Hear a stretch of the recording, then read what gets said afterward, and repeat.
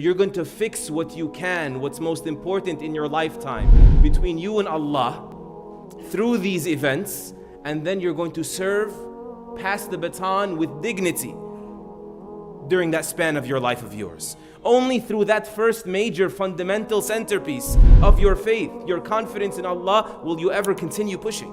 Will you ever make dua confidently? Will you continue to remind your kids with a sense of responsibility they have to receive it with honor as well?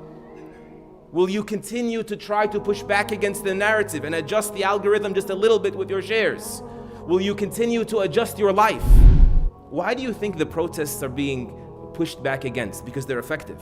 Why do you think this boycott and divest and sanction movement is being pushed back against? Because it works.